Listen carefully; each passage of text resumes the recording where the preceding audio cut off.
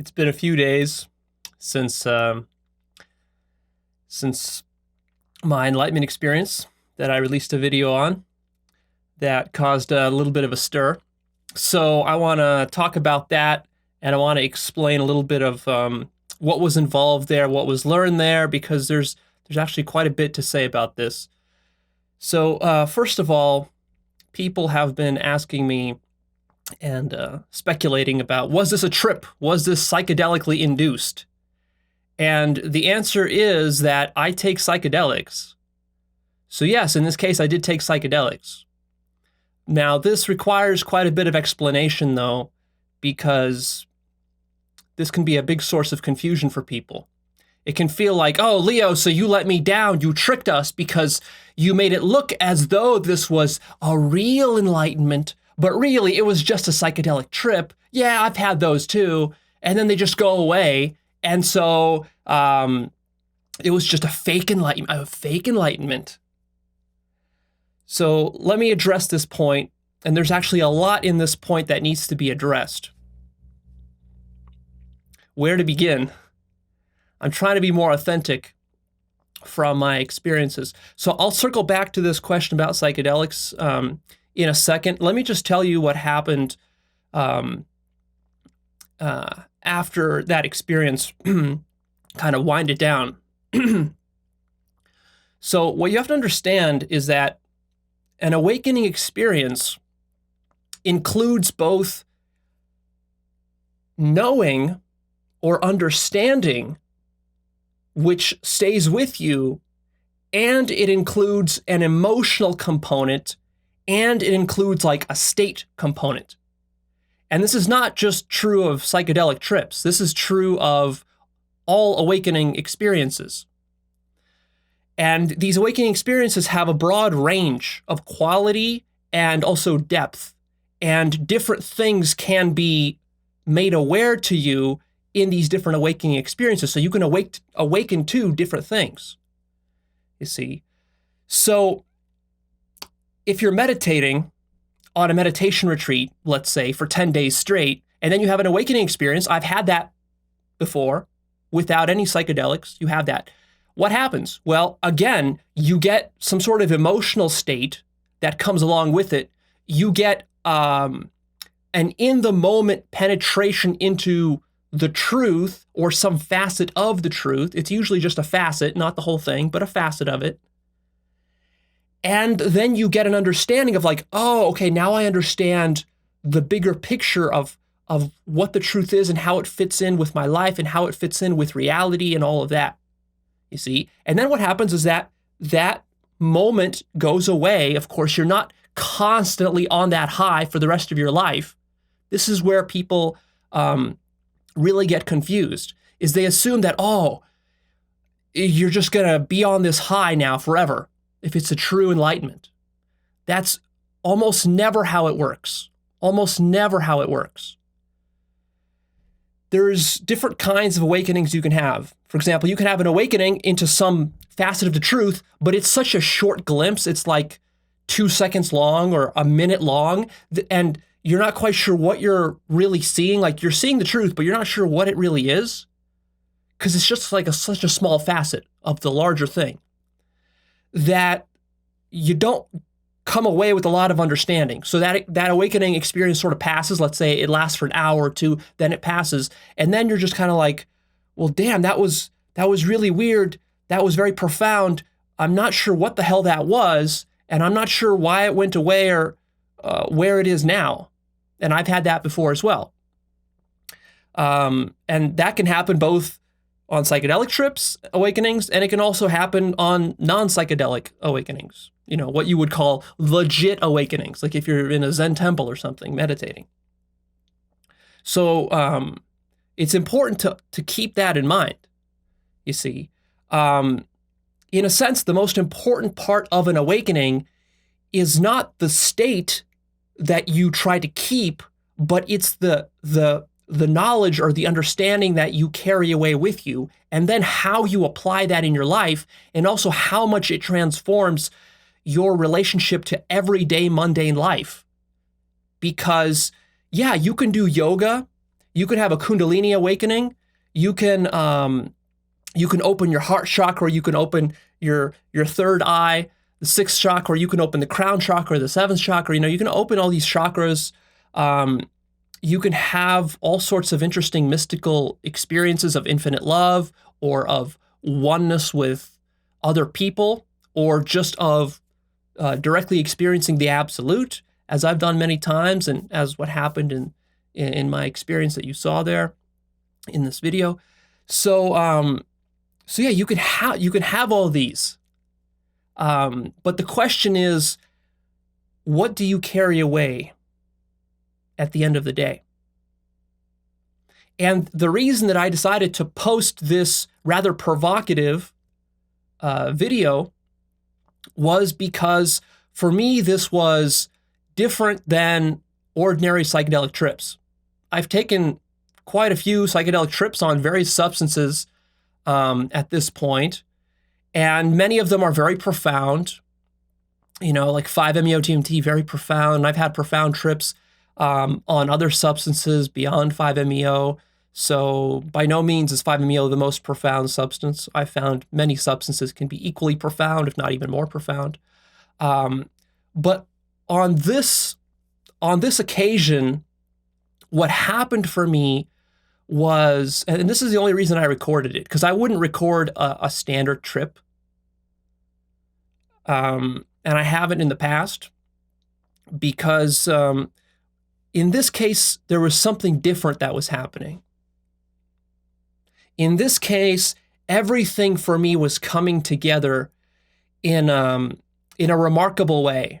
So it's like many facets that I had previously become conscious of, both through my self-inquiry, through my meditation, through my retreats, through my Vipassana practice, through my yoga practice, and through my psychedelic trips. All of that was sort of coming together. All these different facets of the absolute were coming together.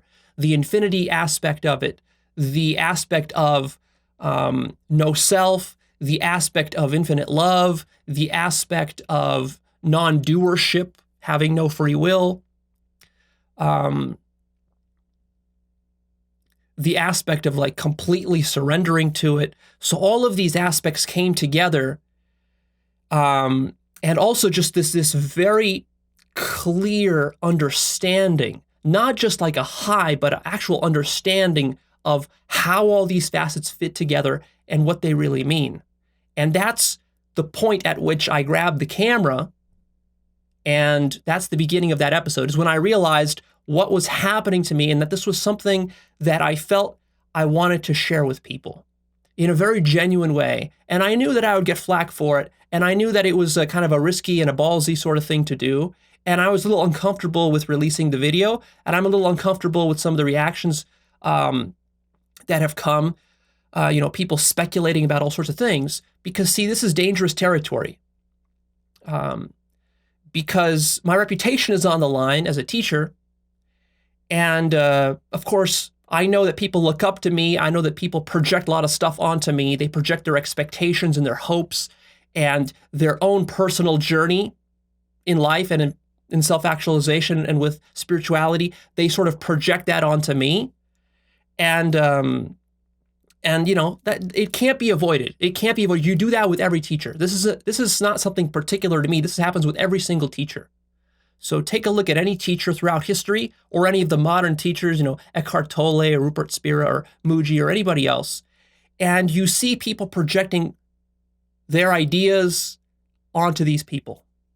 That's the whole trouble with gurus, you see, because a guru is someone that you traditionally surrender yourself to, and you trust that this guru will deliver you to enlightenment or to the promised land, to nirvana, whatever you want to call it.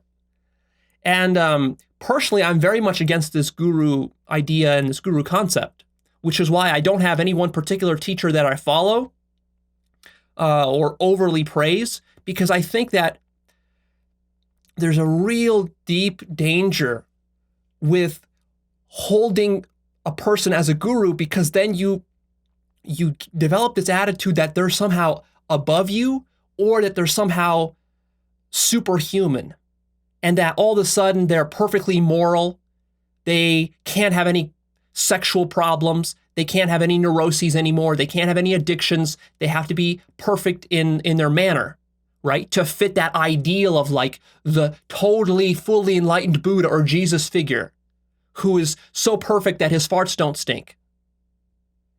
And this becomes a real big trap, a real big trap. So I know that I'm running the risk of kind of playing into that. And instead, what I want is I just want to be completely open and completely authentic about what happened in this situation. And the reason I want to do that is because I think there's very valuable lessons here if you can get over your own projections and expectations. So you have to be very careful with expectations here. And actually, this gives us a great opportunity to talk about something I wanted to talk about for a long time, which is the nuances and complexities of enlightenment. And I've alluded to this in the past, but I really want to address it more directly here because I've been personally studying this a lot for myself. And I think I've gotten a lot more understanding about this over the years. I deliberately held off from talking about the different stages of enlightenment that exist and the different degrees of awakening that there are, because it's one of the trickiest subject matters that I think that there exists for human beings, epistemically speaking. It's a real can of worms. It's real dangerous territory. And the reason that is because people tend to naively assume that enlightenment is just a simple on-off switch, like a black and white state shift. That is like, oh, you're either enlightened or you're not. And maybe then they get a little bit more nuanced in that and they say, well, yeah, you can have a little glimpse of it, but either the glimpse sticks or it doesn't. If it doesn't stick, it's not real enlightenment. If it does stick, then you're fully, really enlightened. But this is way too simplistic of a conceptual understanding of how enlightenment works. It just does not work this way.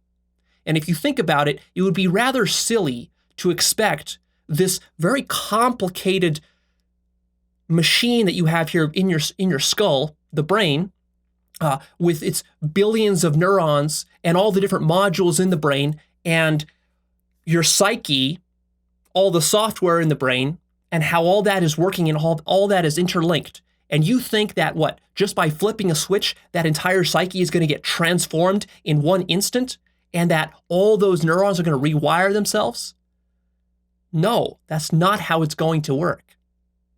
And this notion that enlightenment is just the truth and you glimpse the truth, you now see the truth, you know the truth, and now the truth is permeated throughout your whole life, and it informs everything you do, and it transforms all your neuroses, it transforms your entire thinking process, it transforms your sexual proclivities, and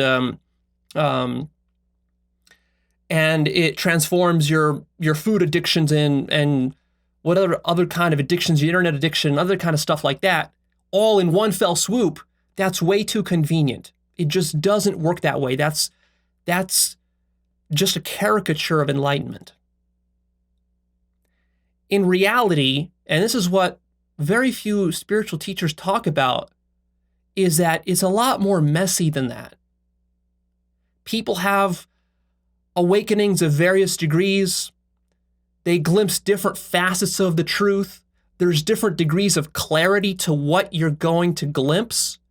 There's also degrees of how long you're glimpsing it. You could glimpse it for a few seconds. You could glimpse it for a few minutes. You could glimpse it for a few days, for a few weeks. I've read examples, and I've researched this topic a lot because I'm very careful about not deluding myself here and making sure that I guide people properly as well, not to delude them as well.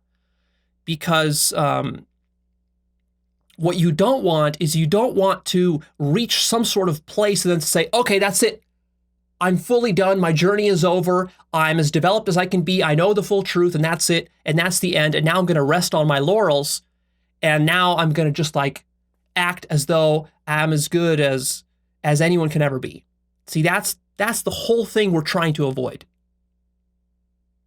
I've read examples of people who have had awakening experiences and have been in a perpetual state of like bliss and rapture, and this just like constant non-dual, state.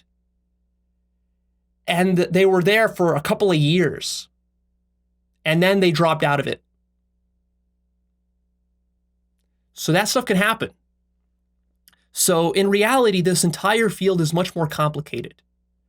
And there are many depths here. And of course, I haven't navigated all the depths. So it's difficult for me to talk about this stuff with total authority because I don't feel like I've gone through all the stages. But then again, be very careful here because you might say, oh, well, Leo, so then I don't need to listen to you. I'll just go listen to somebody else.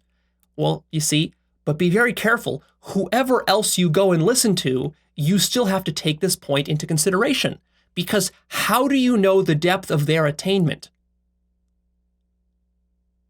How do you know what facets of the truth they have glimpsed and which ones they haven't? And how deeply did they glimpse them? How clear are they on them? And then also, how well do they embody that in their own life, personally, not just in their videos? You see, because it's easy to shoot a video. It's another thing how you actually embody it when nobody's looking at you. These are very different things.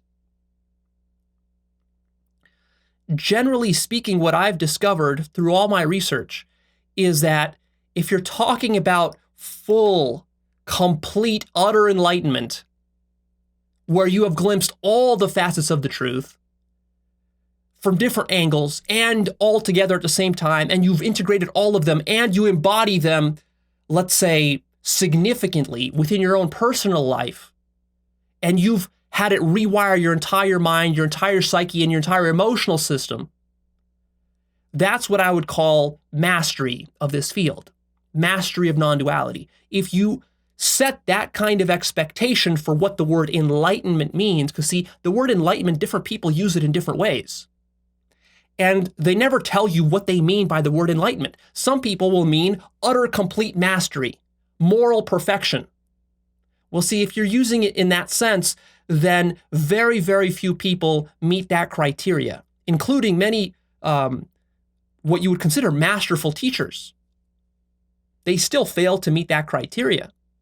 There would be probably only a handful of people in the whole world that would meet that criteria. And then, of course, so that might be the most, the most strongest, most difficult to satisfy criteria for enlightenment. Or you could have much looser criteria and just say, well, enlightenment is just like an awakening experience.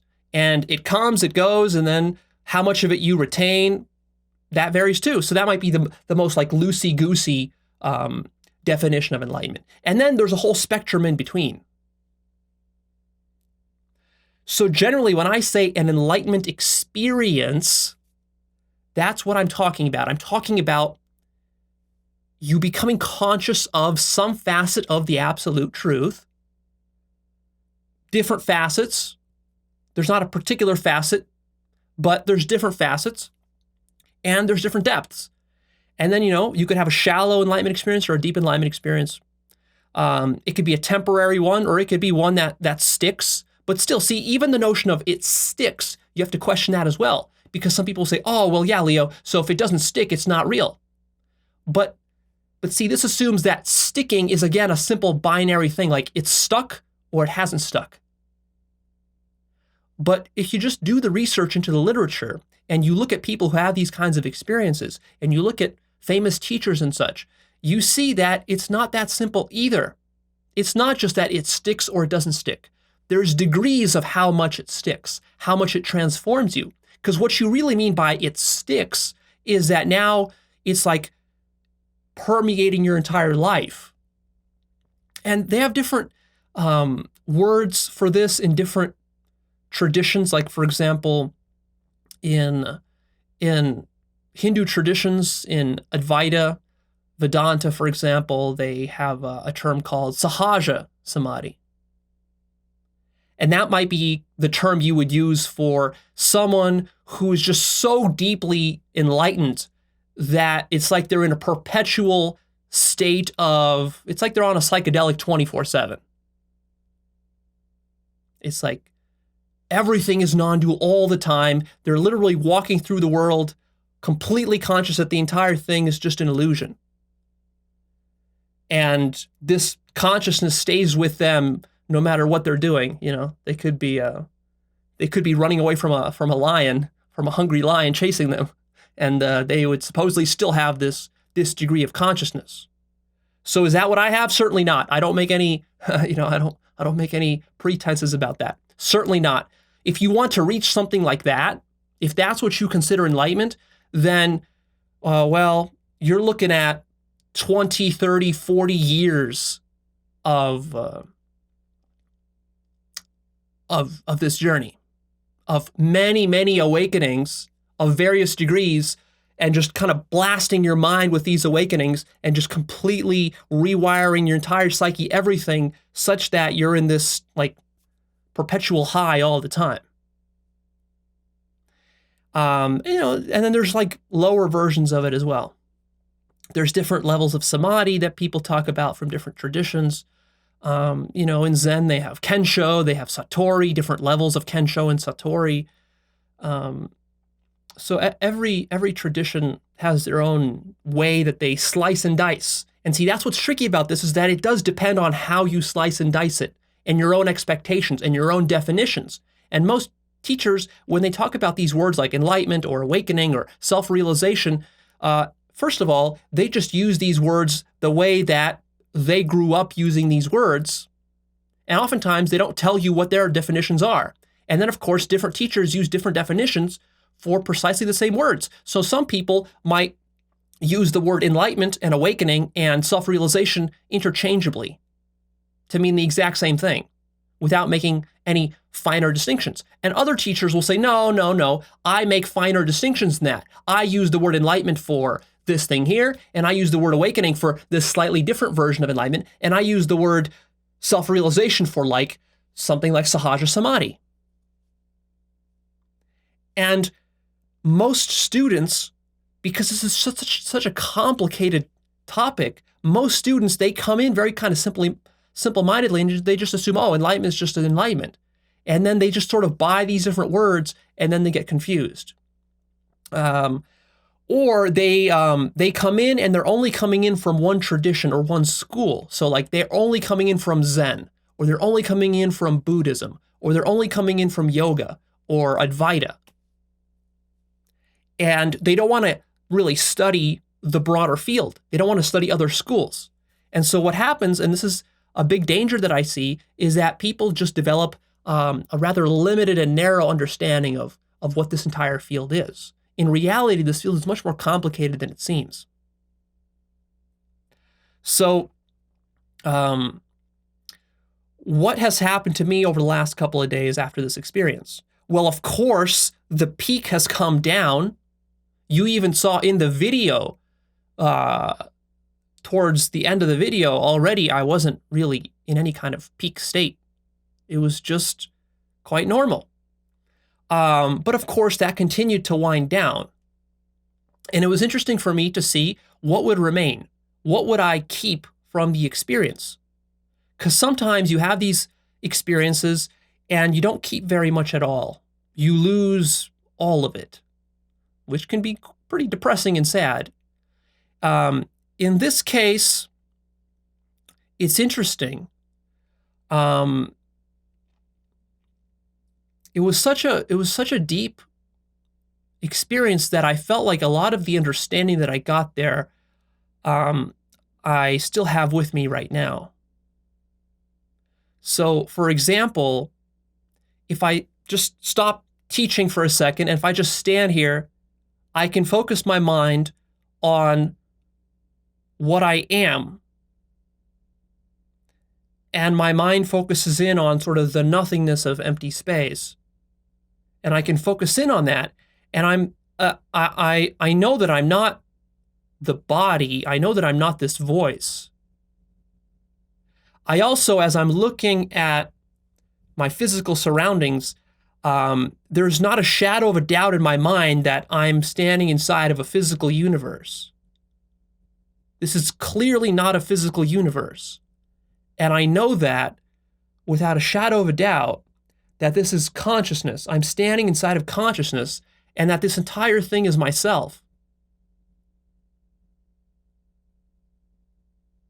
It's just that, see, when you come down from the psychedelic, what happens in the psychedelic, your consciousness is very fluid and it's kind of wavy like this. So it's easy to see that the whole thing is consciousness when it's waving like this for you. But then as it congeals, your mind doesn't know how to connect that experience or that knowing of the waviness of all of physical reality. It doesn't understand how to ground that in mundane experience. Like, what then is mundane experience? Usually we think of it as the physical world, the universe. But see, for me, there's no physical world or physical universe, really. That's just a concept. There's no physical brain within which psychedelics are acting. There's no physical brain within which these perceptions are getting rendered. At least to me, these are silly ideas that I can no longer subscribe to. I've subscribed to them in the past. But the more conscious I become, the less I'm able to subscribe to them. But still, you can still get sucked into it. Like, for example, over the last few days, I've been especially careful to be very mindful with everything that I'm doing. Because one thing that this experience really taught me is that everything is in the present moment. Everything that I need, all the lessons I need are right here. I don't need a trip to go somewhere to have an experience of the absolute. This is the absolute. I'm inside the absolute. I just need to slow my mind down to connect with it. And of course, I still have a lot of habits, old habits that are running inside of me that I've been very mindful of over the last couple of days, where it's like, if I'm going to go cook some dinner, usually I'm very efficient. I go quickly cook dinner. I'm not really watching what I'm doing. I'm just grabbing pans and oil and this and that and cooking stuff up. And it's very quick, and I'm doing it mindlessly. And here, over the last couple of days, I've been doing it very slowly and very mindfully, such that I'm able to be conscious of the fact that that frying pan is the absolute. That oil is the absolute. That knife is the absolute. This hand which is reaching for the knife is me reaching for myself, taking myself, cutting an onion or something. The onion that I'm cutting is also myself. I'm cutting myself. And if I'm like cutting an apple, I'm putting a piece of apple into my mouth, I'm being conscious of the fact that I'm eating myself. Literally. So that was new to me, and that's something that I've taken away, and that's something that I'm still maintaining even as I'm speaking right now. Of course, my entire mind and psyche didn't get completely rewired. And that was challenging. So after you come down from one of these peaks, of course, usually your old mind kicks in. And this is going to be true regardless of whether you took a psychedelic or not. Your mind is going to kick back in. And it's usually going to have the old loops that it had, those grooves that you've conditioned your mind with, those are mostly still going to be there. So you'll notice your addictions coming up. Like, for example, I was very conscious over the last few days noticing my internet addictions coming up. And I was very mindful of that and very careful about that. And noticing my addictions to distract myself with stimulation, other types of things, with thoughts. I like to think a lot. I'm very conceptual. So I've been very mindful of how conceptual I am. And I've been noticing my mind trying to conceptualize my experiences. I've been trying to kind of let that go and trying to enter a more of a no-mind state. And I have noticed that my ability to do that has increased. But, some of those old addictions are still there, and that requires work. And I've also been noticing my habitual emotional reactions that I have, both negative and positive ones. I've been noticing those as well. And of course, many of those are still there. And that's going to require a lot of work. So if you're under the illusion that having even a very deep and profound enlightenment experience while you're meditating or self-inquiring, that will change all of your emotional reactions and turn you into some kind of Jesus-like saint in one day, you're going to be in a really in for a rude awakening, because that most likely is not going to happen. Whatever kind of awakening experiences you have, they will require integration work and lots of follow-up work. For the full embodiment. Because the absolute is really independent of your mind, but your mind still has a lot of momentum behind it. It has a whole lifetime of all the habitual stuff that you do. So if you smoke, if you drink, if you jerk off, if you are addicted to sex, if you're addicted to the internet, if you're addicted to food, and you eat bad junk food, chances are, even if you have a very deep enlightenment, even without psychedelics, you're still going to have those. If you want to get rid of those, you're going to have to work very deliberately, very mindfully to get rid of those. Of course, your awakening experience will help you a lot with that. And that's sort of what I've been experiencing the last couple of days, is that I've been using that experience to help me reorganize my entire life, to be more mindful and more conscious. And that's been very productive. I've been actually quite amazed at how productive that's been, and I want to continue to do that over the next few weeks as I'm still integrating this. Now, let me get back to this point about psychedelics. I've been open and honest with you guys from the very beginning, since about 1.5 years ago, that my intention with psychedelics was not just to do 1 or 2 trips and just have some fun the way people do psychedelics. No, see, what I'm doing is I am a researcher and I'm a guinea pig. I like to test new ground. That's sort of like, I feel like what I was born for, is to blaze new trails. I don't like doing stuff that other people have already done, because I find it pointless. If someone has already written a book, I don't want to rewrite the same book. If someone has already shot one kind of video, I don't want to shoot that same kind of video. So some people criticize me and say, oh, Leo, well, you're so immature and you're so lacking in your consciousness and in your mastery, that why should I listen to you when I can go and just listen to a Zen master?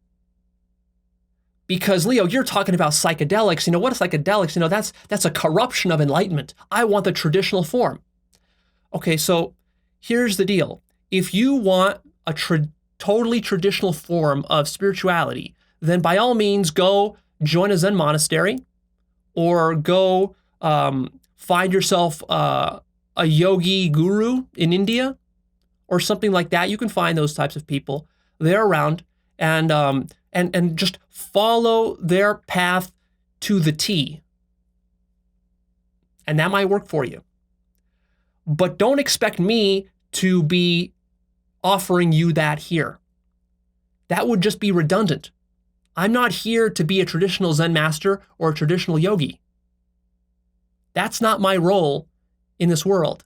My role is to explore this field and to use my mind to discover new things about this field that perhaps other people haven't discovered before. Now you might say, oh, Leo, that's so arrogant of you, because how deluded must you be to think that you know something better than the yogi or the Zen master? Well, in my experience, I've already found and discovered things through my sort of open-minded, multi-perspectival approach that you're not going to learn from any Zen master or yogi. Because there are pros and cons to every approach. There are pros and cons to just doing strict traditional Zen practice. Some of the pros of it are that it's very well tested by time. And there's not going to be a lot of surprises. You kind of know what you're getting into. And if you stick with it to the T, you've got a good chance of making some great progress there. On the other hand, there's also a lot of dangers. You'll be shocked to discover that most people who spend 10, 20 years meditating in a Zen monastery, that they aren't enlightened. I've actually been shocked to discover that Zen teachers who have been ordained to teach and have studied this stuff and practiced it for 10, 20 years, that they have not yet become conscious of some of the stuff that I've become conscious of through my own unorthodox techniques. What I offer is an unorthodox way of doing personal development and spirituality. My approach is sort of a smorgasbord of everything. You sample a lot of stuff. You experiment with yourself. You don't take any one perspective too seriously. You don't put your eggs all in one basket. And there's pros and cons to that. One of the cons of that is that you can easily just become a dabbler, dabbling in a bunch of stuff, not going deep into anything. But there's ways to avoid that danger.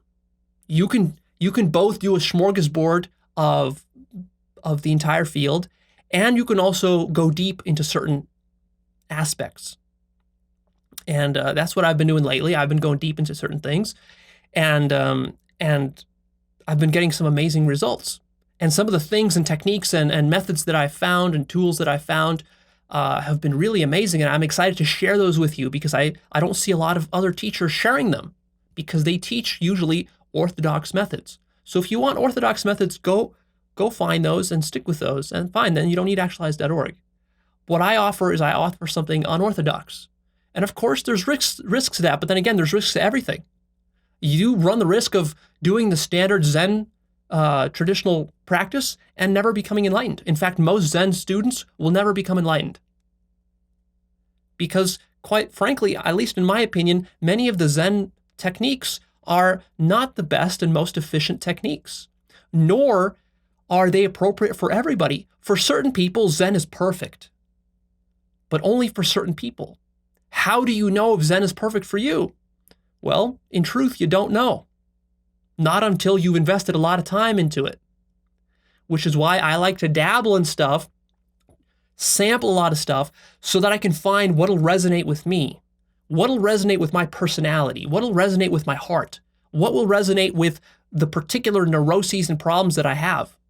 For example, a lot of people these days have a very particular set of obstacles to enlightenment that teachers from 50 years ago who are teaching today, who grew up in a different generation, don't really understand. For example, video games, television, internet addiction. Many teachers don't really understand the significance of this. These are new developments within culture, which have just come online in the last 20 years, which have rotted out the minds of an entire generation of young people. So if you're in your 20s or 30s right now, your mind has been rotted out by video games, television, and internet, and smartphones too, and Facebook and all this social media stuff, to such an extent that you can't even sit down and enter access concentration on the cushion. So good luck doing your traditional Vipassana retreat or some sort of Zen practice where they expect you to be able to enter access concentration in order to achieve the results that you're trying to achieve. Good luck getting a 20-year-old kid who's addicted to World of Warcraft or League of Legends to succeed with that technique. See, but your traditional Zen master, he doesn't care about any of that. He doesn't know any of this. And even if he does know about it, he's not going to really alter his teaching because he's committed to teaching an orthodox teaching. So what I just want to stress here is that there's a lot of nuance and a lot of complexity to this field, a lot of pros and cons, which should actually make total sense if you think about it from the high level. Because why are there so many spiritual traditions? And why do so many spiritual people disagree with each other? Precisely because of this point. Because they are underestimating the depth and breadth of this field. They want this field to just be simple, the way their one little teaching or tradition teaches them. And that's just not the case. The fact is that there are psychedelics. The fact is that there's technology you can use for enlightenment. There's a million different ways that you can trigger enlightenment, have different awakening experiences, and different ways work for different people. And there's pros and cons to all these different ways. And what I've told you from the beginning is that with psychedelics, my aim was to research this field. Not just to trip for fun once or twice, but to research this field because I'm always on the lookout for new methods that can really catalyze this process of personal development and spiritual development. And I think I found some great tools there. And I'm just blown away personally at how effective these substances have been in my own life for not just having peak experiences, but for really transforming how I behave on a daily basis. I've been blown away at how effective they are. Now, that doesn't mean they're perfect for you. That doesn't mean they're perfect for everybody. That doesn't mean that my only path to enlightenment is through psychedelics. I also do yoga. I also do vipassana. I also do self-inquiry. I've done over 1,000 hours of this stuff. I do meditation. I do retreats. So I do a lot of stuff. So my approach is sort of hybrid. I mix a lot of stuff together. And what I found personally in my own life is that this produces enormous results. And it gets you a level of understanding about this entire field and about yourself and about human beings and about personal development in a way that you just can't get by sticking to one orthodox tradition, which is not to put down any orthodox traditions. All right. So I'm not trying to start some non-duality wars here. I'm not trying to say that my way is better. It's not better. It's just a different way. And you have to decide which ways you want to follow. And personally, I think the best way you can make an informed decision is by sampling a bunch of different things until you find something that really resonates with you.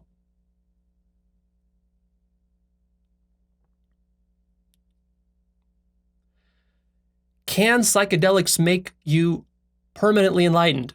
That's something of an open question that I'm still testing. See, a lot of people will say, no, Leo, that's hogwash. It can't happen. But when I listen to these people, what I'm hearing is I'm hearing dogma.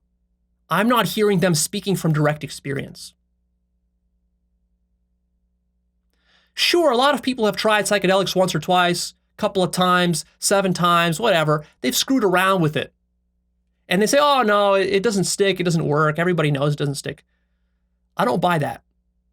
Maybe that's true, but what I see is that there's a broad range of a way that you can use psychedelics. Like any tool, you need to know how to use the tool properly. And what I've been sort of developing over the last year is my own process for how to apply psychedelics for massive growth within personal development and also within enlightenment. And I'm still testing that out, and I'm not fully sure where that's going to lead me to. Maybe a couple of years from now, I'll come back and say, you know what, that was a dead end, guys. It doesn't really work. I wasted a lot of my time and energy, and I found that it's not worth it. Let's just go do traditional Zen instead. Maybe I'll come away with that conclusion in the end. But so far, that's not the conclusion that I'm being led towards. Just the opposite. I'm feeling like there's a lot of potential. In fact, I'm shocked at why nobody is talking about the potential, the true potential of these substances. I see that people use these substances in very childish ways. They don't get anything that sticks. They don't understand what they're really experiencing. They're not able to articulate it.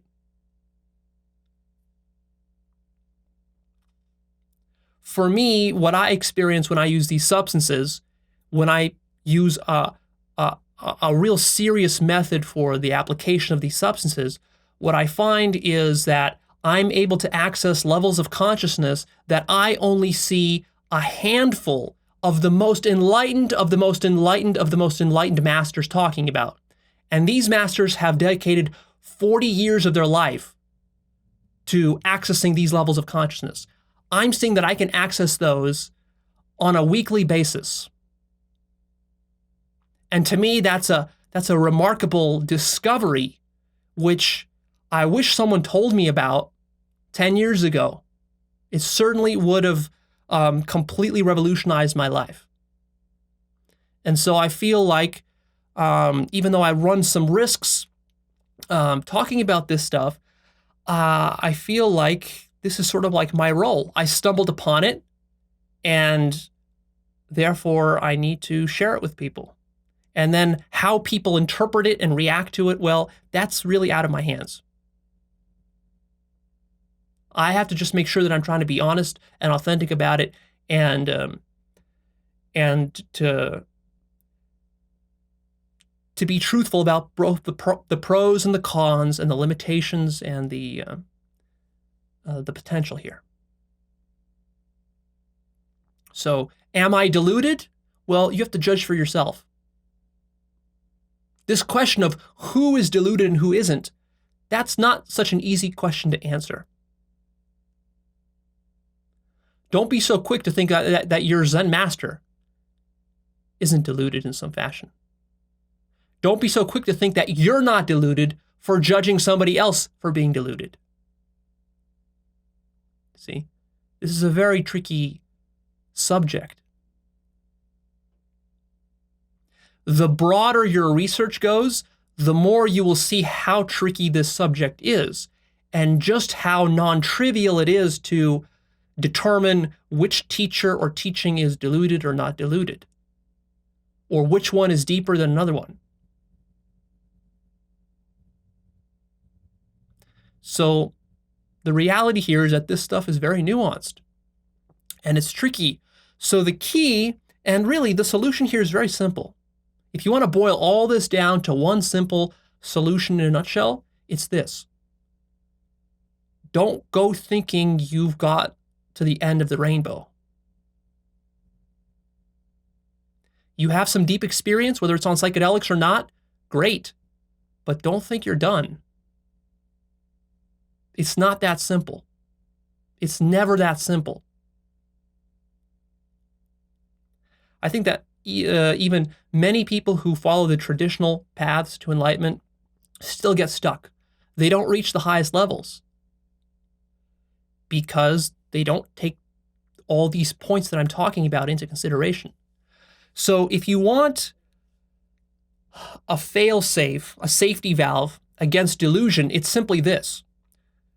Pursue whatever methods you're going to pursue, whatever schools you want to pursue, whatever techniques you want to pursue. Have whatever experiences you're going to have. But at the end of the day, always be open that there could be more. And that's how I am ensuring that I don't delude myself. It's not that I can guarantee that I will never delude myself. It's that I'm always continuing my journey, which means that any delusions that are here will get auto-corrected over time, because I'm always reading a new book, listening to a new video, considering a new possibility, listening to a comment that tells me that maybe, hey, maybe you're missing some element here that you didn't think of. I'm thinking about that. I'm always keeping myself open to feedback and to new perspectives. See? And I never tell myself, okay, I've made it now, it's it, that's it, I'm done. That was never, I was never under that illusion. When I began Actualized.org, my assumption was that I'll be continuing this journey for the rest of my life. It's never going to really end. And that's still sort of my expectation, is that it just continues forever. Because the best teachers that I've interacted with, that I've studied with, I see them continuing to learn. I see them still reading books. I see them still doing their practices after 40 years. I see them telling me, hey, keep going. There's more, there's more, there's more. So that's really it. You just got to remember there's more and not to rest on your laurels. That's it. That's the only thing here. So make sure you don't get the idea that somehow I'm resting on my laurels and that now Leo claims to be fully. No, I don't claim to be enlightened at all. I don't claim to be fully enlightened or partially enlightened. I don't want to play that game. That doesn't really interest me. What interests me is the profound experiences that I'm able to have, how consistently I'm able to have them, and how much they're able to transform my life. That's what interests me. And so hopefully that gives you a little bit of a context of where I was coming from with that last video, and so that you can interpret it a little bit more properly. it was amazing. The day afterwards, I felt like my understanding of personal development had doubled. Because everything I knew before was, again, recontextualized and concentrated. I actually felt like in that experience, I was able to sort a lot of the wheat from the chaff. I was able to see, like, okay, what are the keys to personal development? What are the keys to enlightenment? What are the keys to living the kind of life that you want to live, the best kind of life possible? And all of those were revealed to me. So I'll be talking a lot more about them in the future. I feel like I'm able to guide people much better now. And I'm able to also, I feel like, motivate people into this journey better as well. Because I know exactly what you're missing. I know exactly what you really want in your life and why you're not getting it. And a lot of this was revealed to me in a very deep way over the last couple of days as I've been integrating and thinking about this awakening experience that I had. A big component of this that's lacking in everybody's life is authenticity. This was really revealed to me in a powerful way. I felt like I broke through this inauthenticity barrier. And that's one of the reasons I felt like I needed to publish also that video, is because that's helping me work through my own inauthenticity. And that's something I faced in my own life a lot, is I felt very inauthentic for most of my life. I've acted very inauthentically, lying to myself, manipulating in subtle ways, because in the back of my mind, I'm always afraid of what people think of me and how people judge me and how I look. And, am I doing the right things? Am I going to get ostracized and all this? And one of the things I learned from this experience is that what you really want in your life is you want 100% authenticity. If you want to boil all personal development down to that, you can. That's a good way to look at it. Move towards 100% authenticity, whatever that means. And then you have to go face all the fears and challenges that come along with becoming 100% authentic in all your relationships, with all your communications, with all your thoughts. That requires a completely different orientation to life than you've had before. Because generally, our orientation is one of protecting ourselves, defending our ego, which is what creates a lot of inauthenticity. But the reason I say what you really want is 100% authenticity is because it feels so good. People say, what's the point of life? What's the point of personal life? The point is to feel good. Feel good about life. Feel how amazing this is. Every last couple of mornings that I've been waking up, I was just like opening my eyes. I was a little groggy. I get through the grogginess, but then it's like, it's amazing. I'm inside of a living miracle. And my job is to be conscious of that every single moment as much as I can. Of course, there's a lot of obstacles to that. There's work, there's relationship, there's emotional problems, all this sort of stuff, your past neuroses and bad habits. So authenticity is something I'll be talking more about in the future and showing you how you can move towards 100% authenticity as I also try to do that and demonstrate that in my own life. Another key element that I became aware of is the significance of fear, overcoming fear as a core pillar of all personal development. Overcoming fear, facing your fears head on, and using your heart, the power of love, to break through all your fears. And that's a really powerful technique, which I'm going to be experimenting more with right now in my life, and I'll be sharing ways for how you can do that for yourself in the future. And we'll be talking a lot more about fear. We'll be talking a lot more about the power of the heart and the power of love and what love really is. We'll talk about that. I was also made aware of the power of radical honesty. How powerful honesty can be as a technique for personal development. We're very rarely honest with other people and also with our own selves. You're not even honest with yourself. it's hard for you to even look at the truth because the truth disturbs you so much. It irritates you emotionally. It makes you uncomfortable. That's because that's something that needs to be cultivated. Self-honesty needs to be cultivated in a radical way, where every single day you open yourself up a little bit more to the truth, to painful, bitter, stinging truths, and you let those sting you. They sting your ego. You see, the only thing being stung by the truth is your ego, which is that which is inauthentic within you. So let it sting you and slowly kill that ego every single day. And that's something that was a huge lesson for me from this experience, because for a long time, I've sort of thought about this enlightenment journey as having these big awakening experiences. And it is about that. That's very important. But also, what was shown to me here is that when you have this big awakening experience, then you bring it back down to your mundane level of reality, and you notice that there's no difference at all between the two. And that actually all these opportunities are being presented to you every single day, every single hour in your life. You're being presented with little opportunities for either killing off your ego, suffocating it, or aggrandizing it and expanding it. And this is where this very important principle comes to mind of authentic suffering. There's two types of suffering. There's authentic suffering and inauthentic suffering. Inauthentic suffering is what most people do because they're trying to avoid authentic suffering. So think of it this way. Imagine a diagram where we have one point over here and one point over here in a straight line going from point A to point B. Point A is your birth. Point B is your death.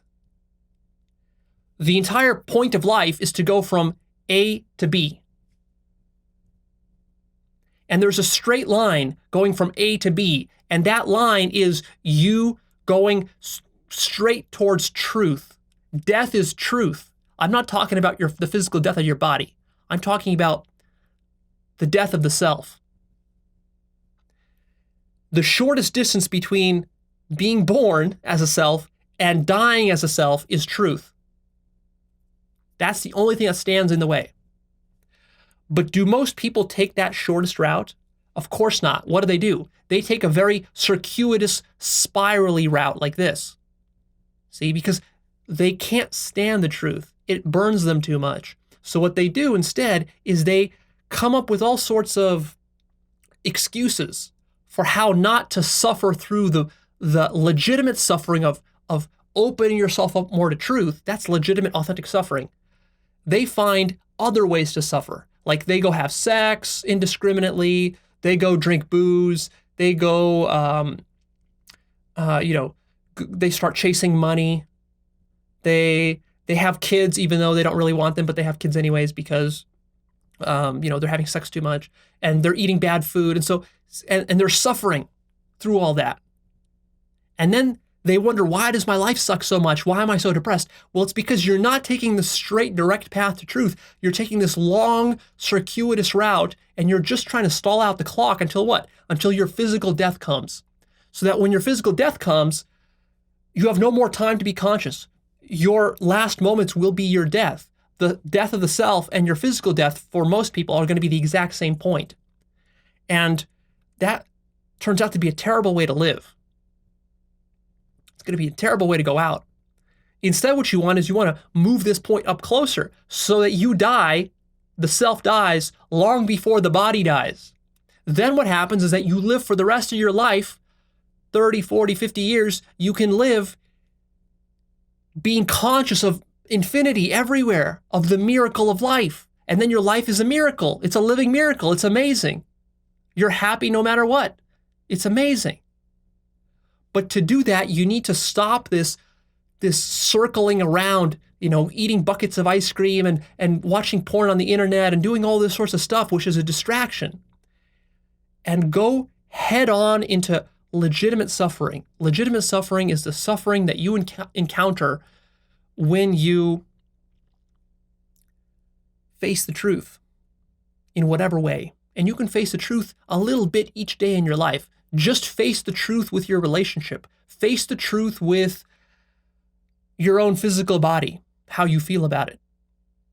Face the truth about your financial situation. Face the truth about all the stuff you've been procrastinating on. See, most people are procrastinating so much in their life. Why is that? Because of this dynamic. Because procrastination is not wanting to face some legitimate suffering. And so we invent distractions. And that's where addictions come from. This is huge right here. I hope you're taking mental notes. Another key element that I was really made aware of from this awakening experience is the importance of no mind. Working towards a state of no mind. Shutting off all your thoughts as you're cooking, as you're showering, as you're sitting and relaxing, even as you're watching television. You suppress your thoughts, your monkey chatter, you suppress it until you're getting into this state of no mind. That's challenging to do. That's basically what meditation is for. But I was really made aware of the importance of no mind, because ultimately you want to get to a state where you're in no mind for most of the day.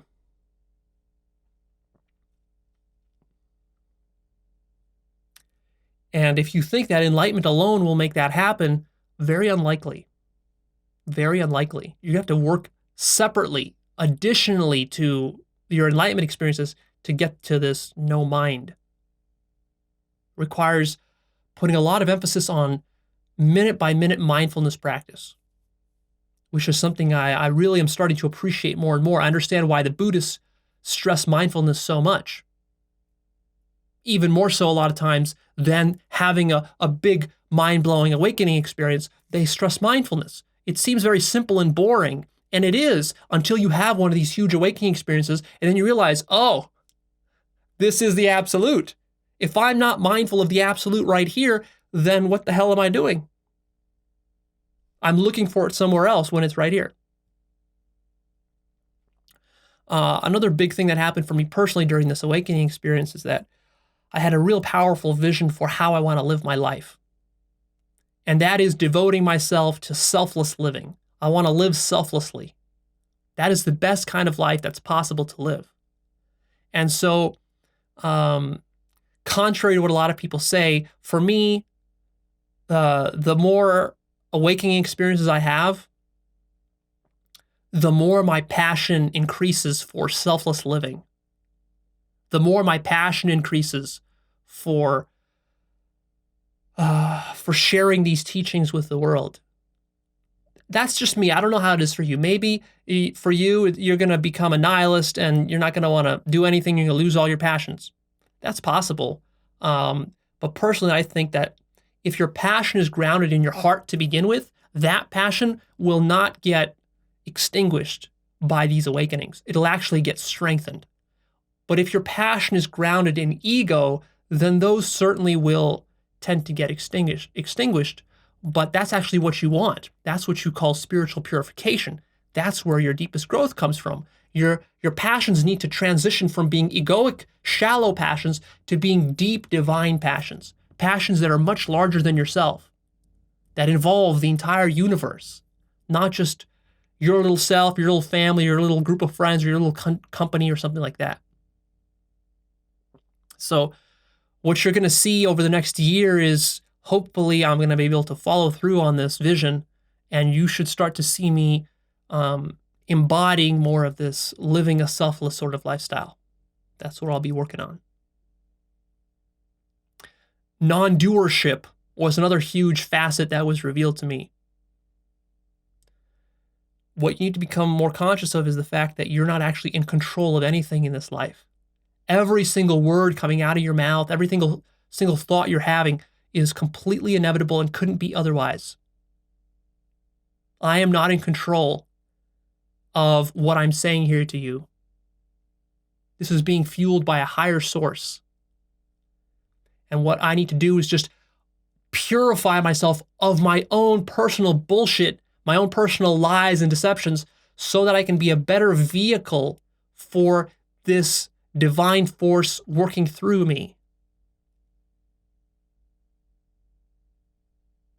I'm conscious right now that God is looking through my eyes.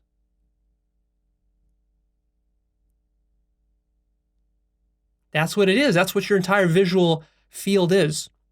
Your visual field is God looking through your eyes. And every little motion you make, every little scratch you make on your face, all of that is God working through you. It's just a question of, are you conscious of it? Are you surrendering yourself to non-doership? Or are you struggling and fighting? See, what you really want is you want your life to be effortless. Isn't that true? You want it to be completely as effortless as possible. How do you do that? Start practicing it. The way that you get effortlessness is by relinquishing doership. This illusion that you really have a choice about things. You don't. Of course, you can practice it a little bit every day in your life. That's good. But then you also need to have the big awakening experiences to realize that, oh shit, yeah, this isn't just a practice. This is like absolute truth. There's no self to be doing any doership. The universe is acting of its own accord through itself without anybody in control. The more you start to notice that, that's the ultimate place that you want to be living from.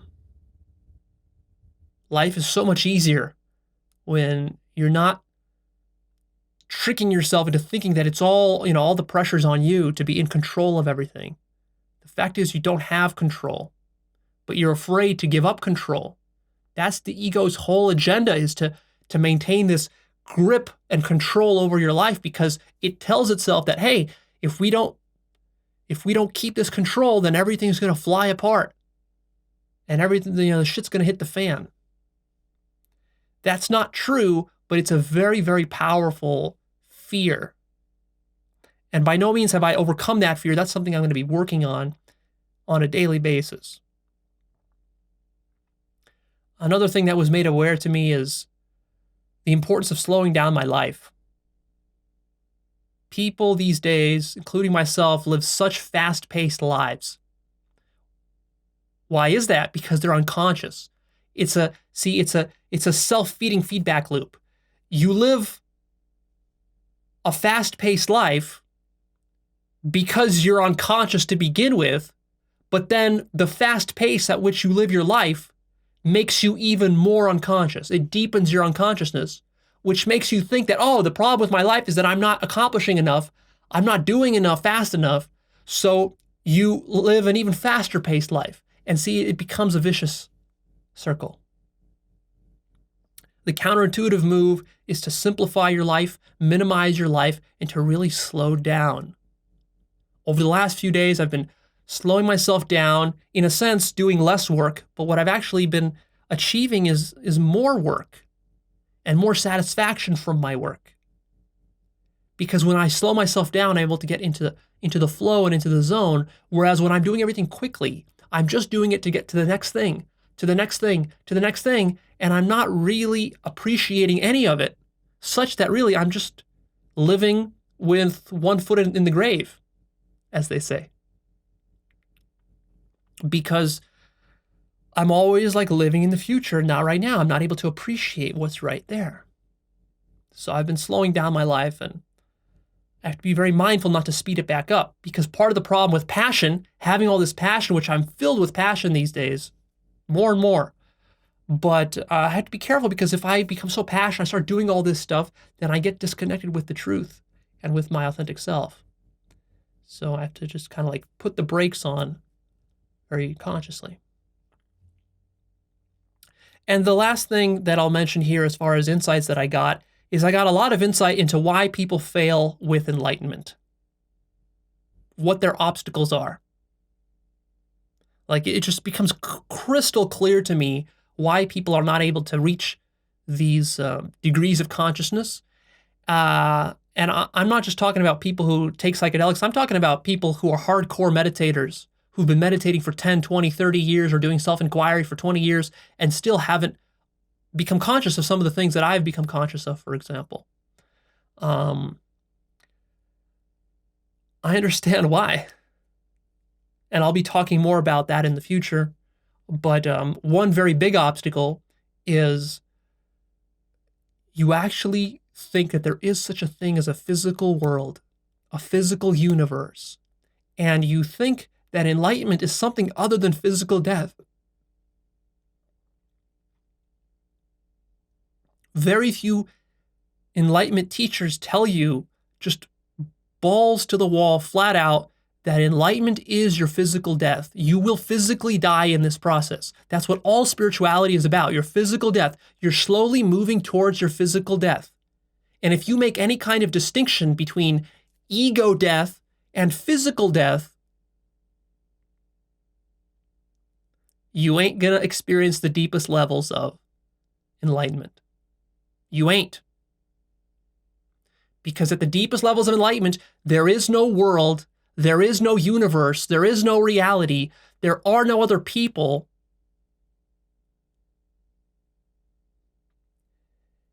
And there is no you, and you're fucking dead.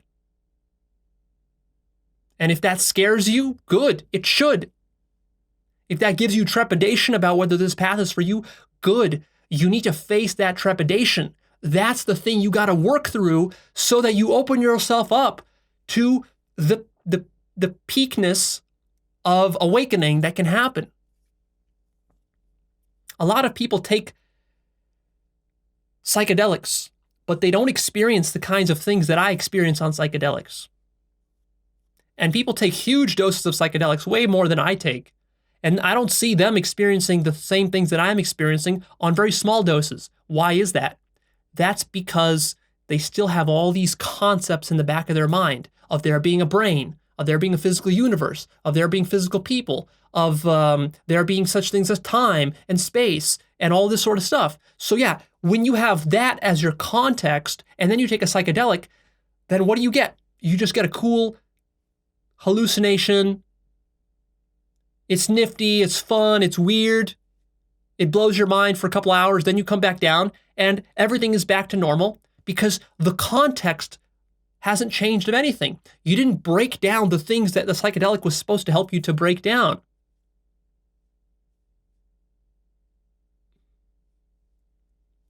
So this is just a tip of the iceberg of all the stuff that I learned. I don't have time to go into all that. I'll be sharing more of those insights with you in future episodes. I'll be sprinkling them in throughout.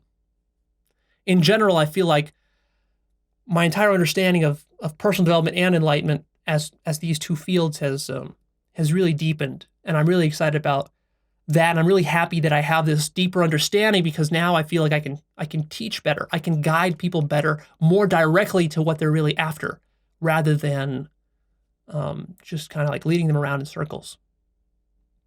So what's next for me? Well, in a sense, not much has changed. I'm still continuing with creating videos every week.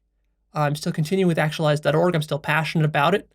Personally, in my own life, I'm going to be adopting and working hard every day to implement these different key pillars that I mentioned here. I'm going to be working really hard on my own authenticity. I can already feel that in this episode, I'm being way more authentic than I was ever able to be in prior episodes, because that was a real breakthrough moment that I had on that video. It wasn't acting. It wasn't me being overly dramatic. Something really shifted in me, more so than just having a trip. I've had regular trips. That wasn't a regular trip. And the fact that I filmed it, in the process of filming it and putting my own ass on the line, something additional shifted in me. Generally, what I notice is that the more I'm able to share with people all these ideas, the more I open myself up to the truth and to living the kind of lifestyle that I want to live, this selfless lifestyle. For me, this is not true for everybody. You know, some people just want to get enlightened and that's it.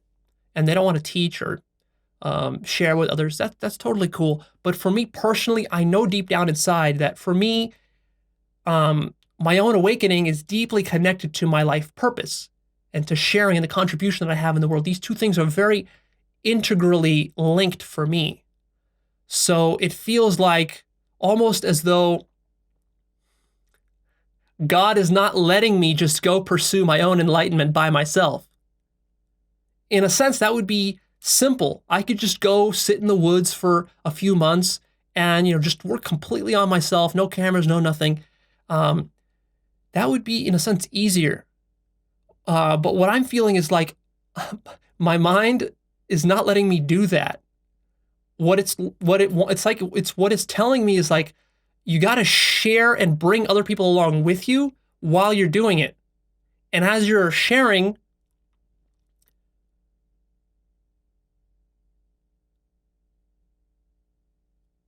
that's when everything is going to open up within me for my own personal awakening. So the two will come together, not separately. At least for me, that's how it feels. I might be wrong about that, but that's kind of like what it feels like, and so I'm going with it because that feels legitimate to me. So what's next for me is I actually have 2 solo meditation retreats already planned and booked for the next couple of months. I'm actually doing 2 retreats in Hawaii. They're going to be an 8-day long retreat and like a 10-day long retreat. One is coming in February, another one is coming in April. I'm really excited about these 2. I will take a camera with me and I will record those just like I did with my Arizona solo retreat, which is quite a while ago. It was like 8 or 9 months ago. So I'm really excited about that. I actually will be doing a lot of solo retreats this year. I plan to do probably at least 4 of them in cool locations. So I've got 2 locations in Hawaii. I've got cabins booked in the middle of the rainforest. It's going to be pretty awesome. I'm going to be there all by myself. So I'm excited to show that setting and to show myself really working hard on these retreats. I feel like I have a lot of material to work on there. And then later in the year, I will probably do 2 more solo retreats in cool places, maybe in Costa Rica, maybe in the Seattle area. I'm trying to pick locations where there's a lot of beautiful nature and trees and rainforests and pine forests, stuff like that. So it's really nice and beautiful. So we'll see how that turns out. I'm getting prepared for these trips. So stay tuned for those, and regular videos, of course, will still be coming out. And what you'll generally see over the next year is you're going to see a big transformation coming from me. I can feel it. You should start to see me becoming more authentic. You should start to see me becoming more conscious. There will be many more awakening experiences happening this year. I anticipate dozens of them, because I have found methods for creating these awakening experiences very consistently in very deep and profound ways. So you'll be seeing that, and we'll see. I also have some plans on maybe doing a tour and meeting people more face to face, because one of the things that I was shown actually in my previous awakening experience, which I didn't film, I didn't tell anybody about, I did it silently. In that one, I also had a vision, and in that vision, it showed me that really I need to test myself more in front of people. It's one thing to deliver these teachings in front of a camera. I've gotten pretty good at that and pretty comfortable with that. And the next level for me is interacting more with people face to face. And I feel like that's kind of like where all this is pushing me towards.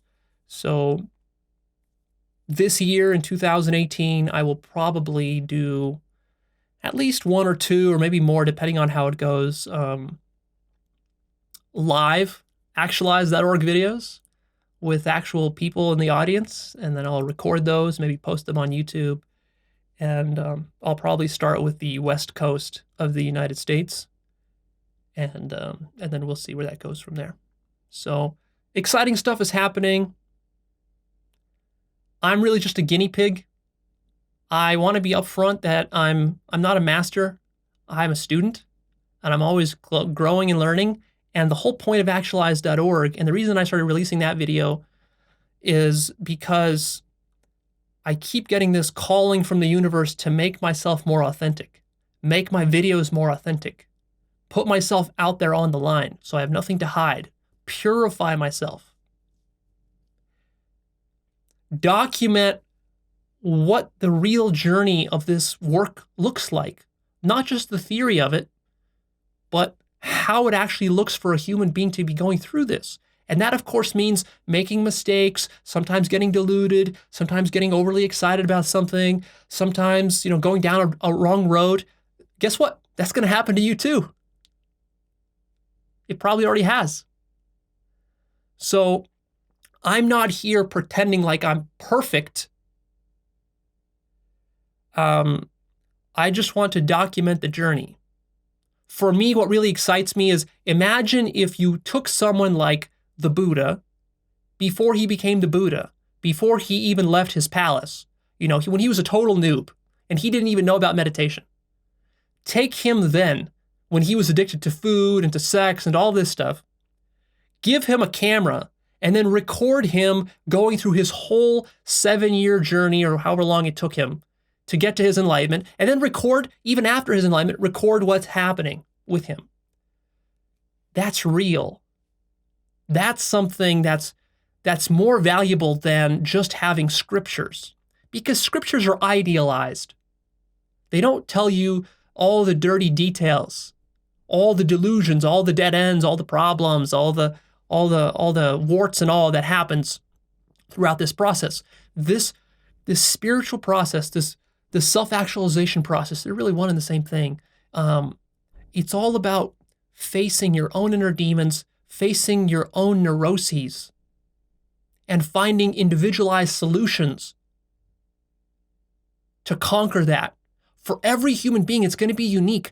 That's why I don't really resonate with these schools or traditions, these orthodox Zen or yoga or Hindu or Advaita or whatever type of tradition or Christianity, because that assumes that you're like a cookie cutter human being. That assumes that every human being has the same problems, the same inner demons to overcome. Not at all. See, you need techniques and methods and teachings which go directly to your inner demons, to your own problems and limitations, which are unique to you. Because you know what? When you were a child, you were abused in your unique particular way. You were bullied. You were ridiculed. You were sexually abused. You were, beaten with a stick, or you were laughed at in school, or, who knows what happened to you, which has made you defensive. You have erected all this armor against the world, not allowing yourself to feel, to be authentic, to express yourself, not allowing yourself to connect to your heart, to be vulnerable and put yourself out on the line. And what this whole journey is about breaking down all that armor, all your personal fears. But your Zen master doesn't know what those are. Your yogi and your guru doesn't know what those are. All that they can give you is they can give you a sort of standardized, mainstreamed method. And you can go try to apply that method and maybe it'll work for you, but chances are it won't. It won't be a good fit. Because that yogi or that guru or that Zen master, he had a different set of problems. He had a different personality type. He had a different brain type. He grew up in a different era, in a different generation. So he doesn't face your problems. A man faces very different problems on this path than a woman. Which is not to say that we're totally separate, and it's not to say that you can't learn something as a woman from a man teacher or as a man from a woman teacher. You certainly can. It's just that, there are important differences there. The feminine version of this path is going to be different than the masculine version of this path. The introverted version is going to be different from the extroverted version of this path. People who are really into love and emotions, very emotional, intuitive people, your path is going to be very different from cold, hard, rational people.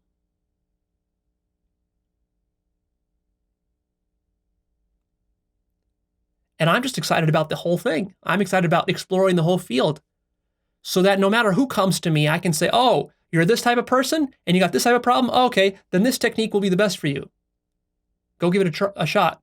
And it's like, oh, you're a different type of person. You're a woman and you've got a history of sexual abuse and you're very emotional and you're very intuitive and you're very love-oriented. Okay, so you need this Zen technique is not going to work for you. You need this other technique. Go try this technique here. That'll probably work for you. So I hope you see where I'm coming from now.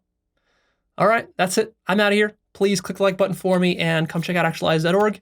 As usual, my website, I got my blog, I got the forum where you can get help and emotional support for this journey, the Life Purpose course. Don't think the Life Purpose course becomes irrelevant with enlightenment. Just the opposite. Just the opposite. Your enlightenment is going to be a lot easier when you get your life purpose into shape. When you're working a dead-end job and a career, that makes enlightenment so much harder. So much harder because it's not authentic. Life purpose is all about how do you create an authentic career. If your career is really authentic, then enlightenment will not butt heads with your career. But if you're like a lawyer or some, sleazy politician or something, good luck pursuing enlightenment while at the same time you're using this inauthentic career to fund your entire life. Probably ain't going to go so well. And the book list, make sure you check that out as well.